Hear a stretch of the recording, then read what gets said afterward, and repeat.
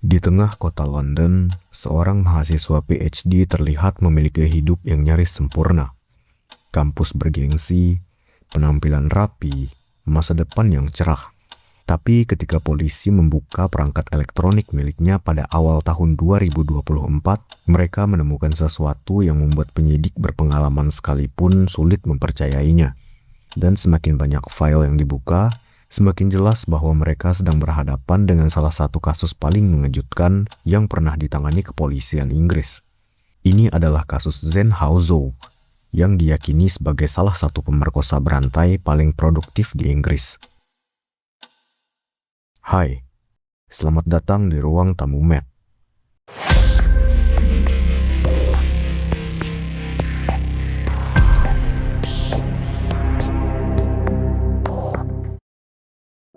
Detektif kepolisian metropolitan duduk di ruangan remang-remang sambil menonton rekaman di layar komputer.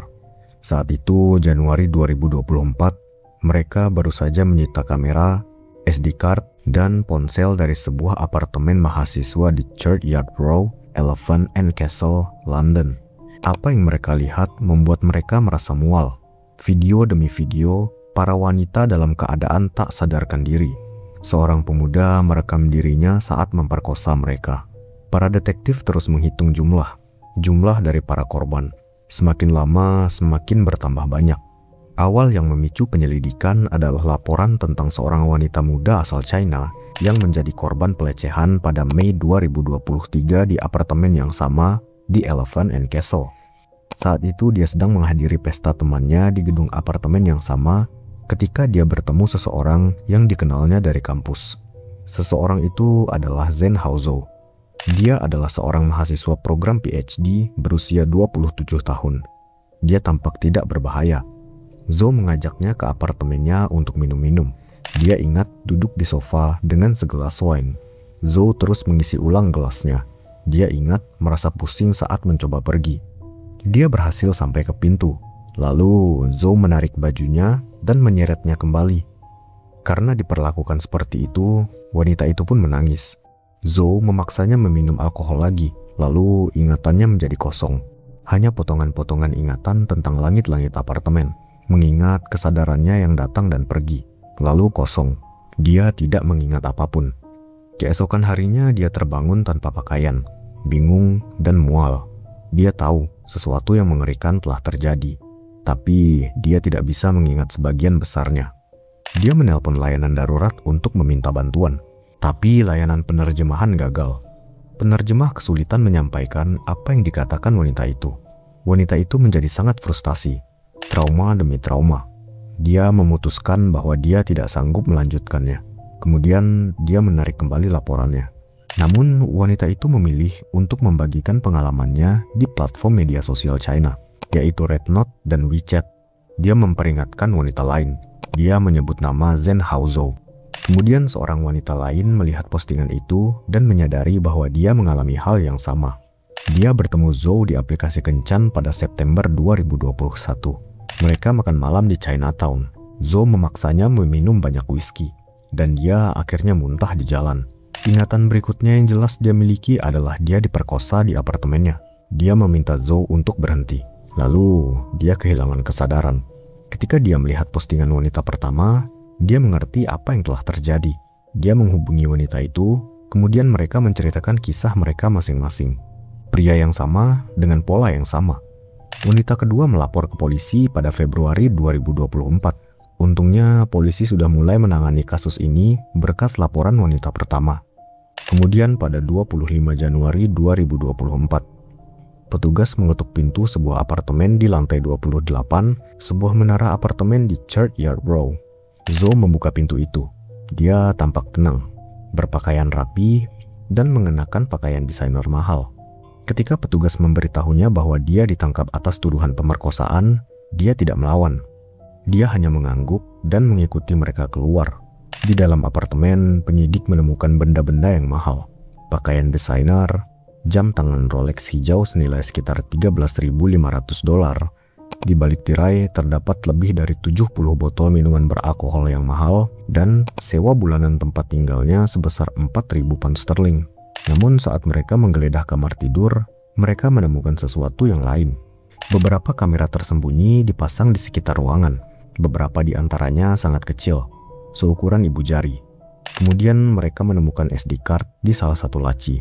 Masing-masing diberi label dengan tanggal dan inisial. Kemudian beberapa ponsel dan laptop. Di dalam lemari terselip di bagian belakang, mereka menemukan sebuah kotak yang di dalamnya terdapat barang-barang yang bukan milik Zhou. Ada gaun hitam, anting-anting, ikat rambut, sebuah kunci, dan barang-barang pribadi kecil. Kebanyakan barang yang mungkin tidak akan terasa jika hilang. Para detektif kemudian menyebutnya kotak piala Zhou. Di laci lain, mereka menemukan botol-botol butanediol. Itu adalah pelarut industri yang berubah menjadi GHB saat dikonsumsi. GHB atau gamma hidroksibutirat adalah obat depresan sistem saraf pusat yang kuat. Senyawa ini tidak berwarna, tidak berbau, dan dapat disamarkan dalam minuman. Sering disalahgunakan sebagai party drug atau death trap drug. GHB bekerja sangat cepat, menyebabkan euforia, relaksasi, dan hilangnya kesadaran. Kemudian di samping botol-botol tersebut terdapat pipet presisi, alat yang digunakan di laboratorium untuk mengukur jumlah cairan secara tepat. Dan bahkan ada printed panduan yang didownload dari internet tentang obat-obatan dan cara menggunakannya. Postingan forum tentang cara membuat orang pingsan, dan satu lagi dari postingan tentang menjanjikan kepuasan dengan korban yang tidak bisa mengingat apa yang terjadi. Namun bukti digital lah yang menunjukkan gambaran lengkapnya. Ahli forensik mulai mengunduh data dari perangkat tersebut. Skala data tersebut sangatlah besar, 6,5 triliun byte informasi, 9 juta pesan di WeChat, dan 1277 video. Video-video tersebut disusun dengan rapi, diberi label berdasarkan tanggal, dan disimpan dalam folder. Setiap video menunjukkan Zhou merekam dirinya sendiri saat memperkosa wanita yang pingsan. Beberapa video bahkan memiliki audio. Dalam satu rekaman terdengar suara seorang wanita. Dia ketakutan. Dia berkata, "Aku benar-benar tidak mau ini. Aku mohon kepadamu, jangan lakukan ini." Tanggapan Zhou tenang. Dia berkata, "Jangan menolakku. Itu sia-sia." Peredam suara di sini sangat bagus. Para detektif mulai menonton rekaman tersebut secara bergiliran. Mereka beristirahat sesekali. Para detektif ini adalah penyelidik berpengalaman yang pernah menangani kasus pembunuhan, terorisme, dan pelecehan anak. Namun kasus ini berbeda. Perhitungan di baliknya, ketelitiannya, serta banyaknya bukti. Saat mereka menelusuri video-video tersebut, mereka menyadari sesuatu. Beberapa serangan terjadi di apartemen Zhou saat ini. Yang lain terjadi di alamat berbeda dekat Russell Square, daerah kaya di pusat London. Itu adalah tempat tinggal Zhou yang lama. Tetapi beberapa video jelas direkam di tempat lain.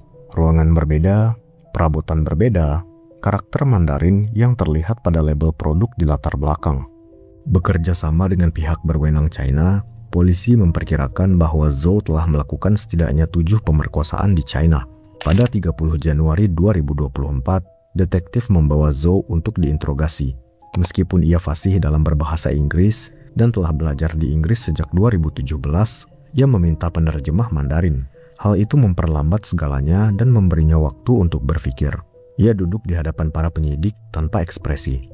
Para detektif memberitahunya bahwa mereka telah menonton video-video tersebut. Mereka telah menemukan 8 kasus pemerkosaan sejauh ini. Wajah Zhou tidak berubah, tetapi tangannya mengepal di atas meja.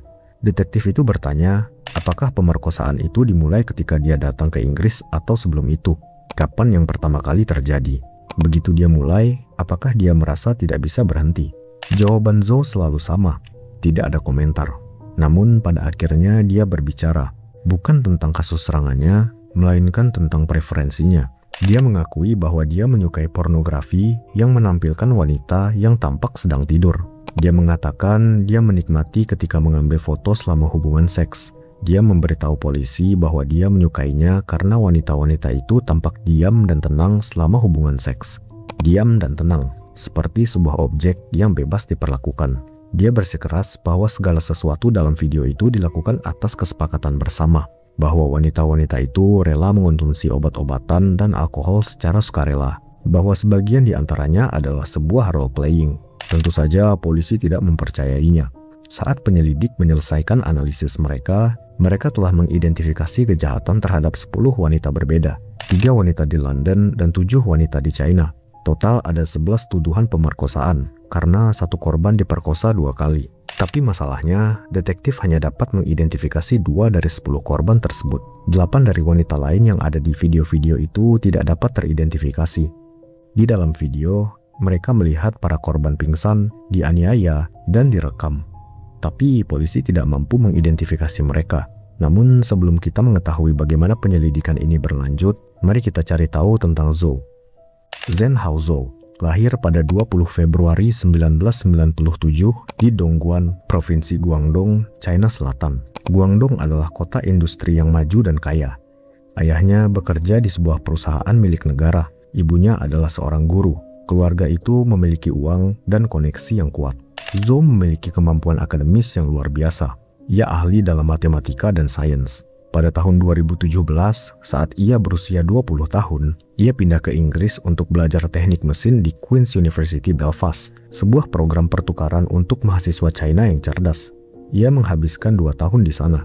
Pada tahun 2019, ia pindah ke London untuk belajar di University College London, salah satu universitas terbaik di dunia. Ia mengambil gelar master di bidang teknik mesin, lalu memulai program PhD. Ia meraih kesuksesan akademis yang signifikan. Nilainya bagus, para pembimbingnya sangat terkesan. Dari luar, Zhou tampak sukses. Ia mengenakan pakaian desainer mahal dan jam tangan mahal. Ia membayar sewa yang jumlahnya di luar jangkauan mahasiswa lain. Kecuali yang paling kaya, ia menjalani prosedur kosmetik, transplantasi rambut, dan operasi plastik di mata dan dagunya. Ia ingin terlihat sempurna, namun di balik penampilannya yang terawat rapi, tersembunyi sesuatu yang lebih gelap. Dalam persidangannya, 2 korban yang telah diidentifikasi memberikan kesaksian tentang bagaimana kejahatan Zhou telah memengaruhi mereka. Wanita pertama diserang pada Mei 2023, menceritakan kepada pengadilan apa yang terjadi malam itu. Ketika dia tiba di apartemennya, Zhou menyambutnya dengan ramah. Dia menawarkannya wine dan terus mengisi ulang gelasnya. Zhou berkata, "Habiskanlah minumannya, jangan sampai terbuang sia-sia." Hal itu terjadi berulang kali. Dalam waktu setengah jam, korban merasa pusing. Dia mencoba berdiri untuk pergi. Kakinya tidak bisa bergerak dengan baik. Dia berhasil sampai ke pintu keluar. Tapi Zhou menghalanginya dan menyeretnya kembali ke kamar tidur. Korban menangis di lantai. Ketika dia mencoba merangkak pergi, Zhou menariknya kembali. Dia menyodorkan vodka ke tangan korban. Karena putus asa, korban mengatakan pada Zhou bahwa dia akan tinggal jika Zhou membayarnya 100.000 yuan atau sekitar 10.000 pound sterling. Korban tidak mengharapkan Zhou membayar. Korban hanya ingin pergi. Polisi menemukan rekaman video serangan ini. Di dalam videonya bisa terdengar suara teriakan korban memohon untuk diizinkan pulang, mengatakan dia merasa tidak sehat. Zhou kemudian mendorongnya kembali ke lantai setiap kali korban mencoba bangun. Keesokan harinya, korban bangun pukul 6 pagi tanpa memakai pakaian dan merasa pusing. Pakaian dalamnya kemudian ditemukan di lemari pakaian Zhou yang menjadi sebuah trofi baru untuk Zhou. Korban mengirim pesan kepadanya setelah itu. "Kau sangat menjijikan," katanya. "Kau seharusnya merasa bersalah atas apa yang kau lakukan." Zhou menjawab, "Aku minum terlalu banyak dan melakukan kesalahan. Bisakah kita membicarakan ini nanti?" Korban melakukan tes kontrasepsi darurat dan obat HIV pasca paparan yang membuatnya sakit selama sebulan.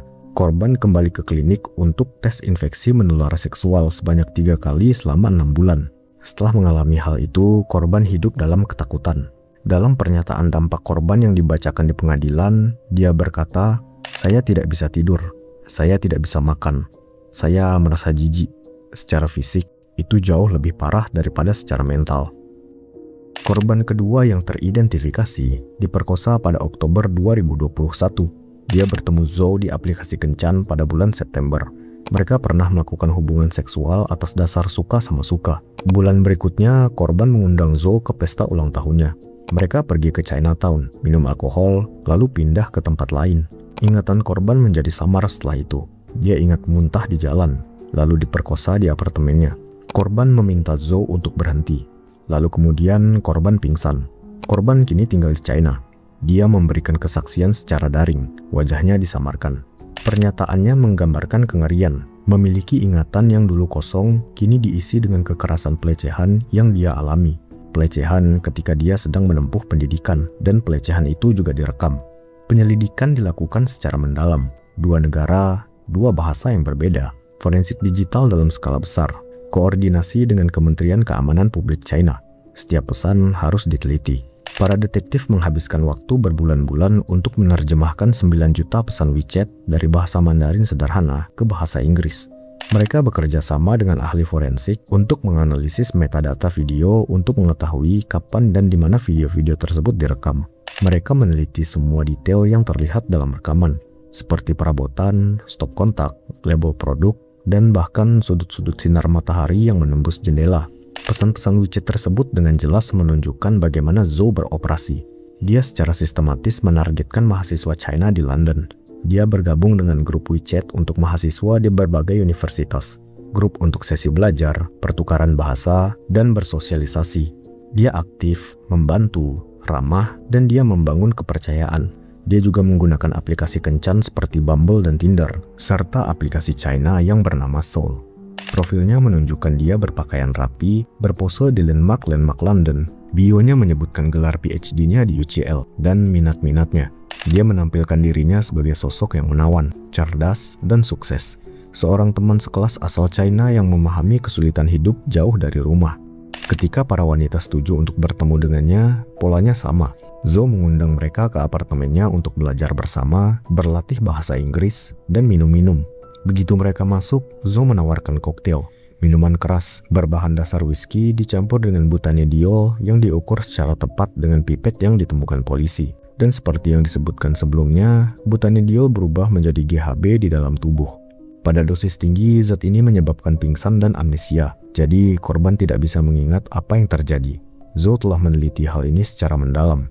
Zhou mengunduh panduan tentang dosis, berapa banyak yang harus digunakan berdasarkan berat badan, dan cara memberikannya tanpa terdeteksi. Ini bukan tindakan impulsif, ini direncanakan dengan cermat. Setelah korban pingsan, Zhou memperkosa mereka.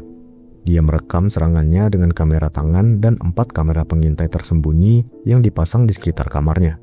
Dan Zhou menyimpan rekaman tersebut dengan rapi, diberi label, dan diurutkan berdasarkan tanggal dan lokasi. Dia juga mengambil foto dan mengambil barang-barang dari para wanita, perhiasan, pakaian, kebanyakan barang-barang kecil yang mungkin tidak disadari oleh wanita-wanita itu jika hilang, dan dia menyimpannya di kotak piala miliknya. Penyelidikan menunjukkan bahwa serangan Zhou semakin sering terjadi seiring berjalannya waktu. Video-video awal dari tahun 2019 dan 2020 menunjukkan jeda beberapa bulan di antara serangan-serangannya. Pada tahun 2022 dan 2023, ada masa-masa di mana Zhou melakukan pemerkosaan beberapa kali dalam seminggu. Seorang sumber mengatakan kepada BBC bahwa ia lolos dari hukuman, sehingga Zhou ingin melakukannya semakin sering.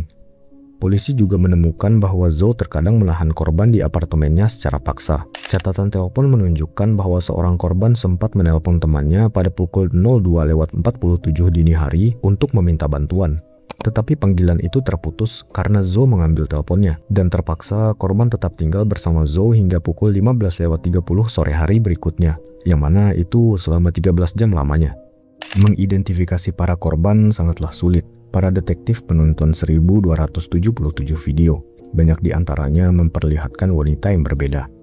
Beberapa video menampilkan wanita yang sama lebih dari sekali. Karena wajah korban tidak terlihat jelas dalam beberapa rekaman, pihak kepolisian harus memeriksa perhiasan, pakaian, dan ciri-ciri fisik lainnya. Kasus Zhou mengungkap sesuatu yang mengerikan tentang bagaimana komunitas mahasiswa internasional dapat dimanfaatkan. Zhou secara khusus menargetkan mahasiswa asal China. Dia memanfaatkan bahasa yang sama, budaya yang sama, serta pengalaman yang sama karena jauh dari rumah. Dia tahu cara membangun kepercayaan. Banyak dari mahasiswa ini merasa terisolasi, tinggal di negara asing untuk pertama kalinya, yang mungkin kebanyakan sendirian, dengan jaringan dukungan yang berjarak ribuan mil. Dan di banyak komunitas China, seperti pada banyak komunitas di seluruh dunia, melaporkan pelecehan seksual membawa stigma tambahan. Rasa malu budaya, kekhawatiran tentang reputasi keluarga, ketakutan akan disalahkan, dan ketakutan bahwa berbicara akan menimbulkan konsekuensi. Kasus ini juga menunjukkan realitas pelecehan seksual yang difasilitasi oleh obat-obatan. Banyak dari korban Zhou mungkin bangun dalam perasaan sakit tanpa ingatan yang jelas. Mereka mungkin menyalahkan diri sendiri karena minum terlalu banyak. Mereka mungkin tidak pernah melaporkannya karena tidak mengingat dengan pasti apa yang terjadi. Lagi pula, bagaimana cara melaporkan kejahatan yang tidak bisa diingat? Sidang Zhen Haozhou dimulai pada akhir Januari 2025 di Inner London Crown Court. Sidang berlangsung selama 5,5 minggu. Jaksa penuntut umum memaparkan bukti-buktinya, video, pesan-pesan, kotak trofi, dan obat-obatan. Pengacara Catherine Farrelly mengatakan kepada juri bahwa Zhou tampak seperti pemuda yang cerdas dan menawan. Tapi sebenarnya dia adalah predator seksual yang gigih, seorang voyeur dan pemerkosa. Voyeur adalah seseorang yang memperoleh kepuasan atau rangsangan seksual dengan cara mengamati orang lain secara diam-diam, biasanya saat mereka sedang telanjang, berganti pakaian, atau melakukan aktivitas seksual. Juri harus menonton rekaman dari 9 kasus pemerkosaan. Mereka memberi waktu istirahat atas efek dari menonton video-video itu. Layanan konseling tersedia, banyak yang tampak terguncang. Namun Zhou menjalani semuanya dengan wajah yang sama sekali tidak berekspresi. Dia hanya duduk di sana, mengenakan setelan biru tua, kemeja putih, dan dasi biru tua. Setelah lebih dari 19 jam diskusi persidangan, pada tanggal 5 Maret 2025, juri memutuskan Zhen Haozhou bersalah dengan 28 dakwaan. 11 dakwaan pemerkosaan terhadap 10 wanita, 3 dakwaan voyeurisme, 10 dakwaan memiliki pornografi ekstrim, 1 dakwaan penahanan ilegal, dan 3 dakwaan memiliki narkoba dengan niat melakukan tindakan pelecehan seksual. Dia tidak menunjukkan emosi saat putusan dibacakan. Pada tanggal 19 Juni 2025, Hakim Rosina Cottage menjatuhkan vonis kepadanya. Ia berkata, tidak ada keraguan bahwa Anda merencanakan dan melaksanakan serangkaian pemerkosaan yang telah menyebabkan dampak yang menghancurkan dalam jangka panjang. Pada saat vonis Zhou dijatuhkan, satu lagi dari para wanita dalam video tersebut telah teridentifikasi. Korban ketiga yang teridentifikasi juga memberikan pernyataan. Dia membicarakan tentang dampak yang menghancurkan dari tindakan Zhou. Ia mengatakan bahwa ia merasa seperti binatang yang terjebak mencari jalan keluar, bahwa apa yang telah terjadi dan dialaminya tetap terukir selamanya di dalam jiwanya, dan bahwa ia takut akan pembalasan karena keluarga Zhou sangat berkuasa di China. Zhou dijatuhi hukuman penjara seumur hidup dengan masa minimal 24 tahun sebelum memenuhi untuk pembebasan bersyarat. Setelah putusan, kepolisian metropolitan mengungkapkan bahwa mereka meyakini Zhou mungkin telah menyerang lebih dari 50 wanita lainnya. Mereka kemudian meluncurkan seruan internasional. Mereka membuat portal pelaporan dalam bahasa Inggris dan Mandarin. Dan dalam hitungan minggu, 24 perempuan lainnya mengaku menjadi korban. Sebagian di Inggris, sebagian di China, Kanada, Australia, dan Singapura. Jadi penyelidikan ini masih berlangsung. Mungkin akan ada sidang-sidang lain. Skala penuh kasus ini mungkin tidak akan pernah terungkap. 7 dari 10 wanita dalam video yang menjadi dasar vonis terhadap Zhen Haozhou telah diberi obat bius, diperkosa, dan direkam.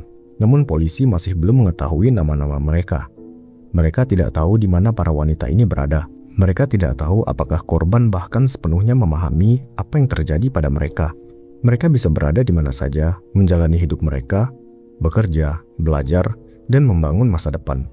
Dan di suatu tempat di lemari barang bukti polisi, ada video tentang hal mengerikan yang terjadi pada mereka. Kasus ini mengungkapkan hal lain. Kekuatan keberanian satu orang, korban yang pertama melaporkan Zhou yang cukup berani untuk maju meskipun dengan segala rintangan, yang memperingatkan orang lain saat sistem gagal melindunginya, yang berdiri di pengadilan dan mengungkapkan kebenaran. Keberaniannya mengarah pada hukuman bagi pelaku. Hal itu mengungkapkan kejahatan yang mungkin terus berlanjut. Hal itu memberikan jawaban kepada korban lain. Hal itu mungkin membantu puluhan wanita memahami apa yang terjadi dan mendapatkan dukungan. Keberanian seorang wanita mengarah pada penjara bagi seorang pria yang diyakini sebagai salah satu predator seksual paling produktif di Inggris. Beberapa cerita membuat kita takut pada orang asing, tapi ada juga cerita yang mengingatkan bahwa ancaman terbesar kadang datang dari orang yang terlihat paling biasa. Orang yang berdiri di sekitar kita, belajar di tempat yang sama, menjalani kehidupan yang tampak normal, namun menyimpan sisi lain yang tidak pernah diperlihatkan kepada siapapun. Dan mungkin itulah yang membuat kasus ini begitu sulit dilupakan. Bukan karena besarnya perhatian media, bukan karena banyaknya bukti yang ditemukan, melainkan karena betapa normalnya semua ini terlihat, sampai kenyataan yang sebenarnya mulai terungkap. Terima kasih sudah berkunjung ke ruang tamu Med. Sampai jumpa di kunjungan selanjutnya.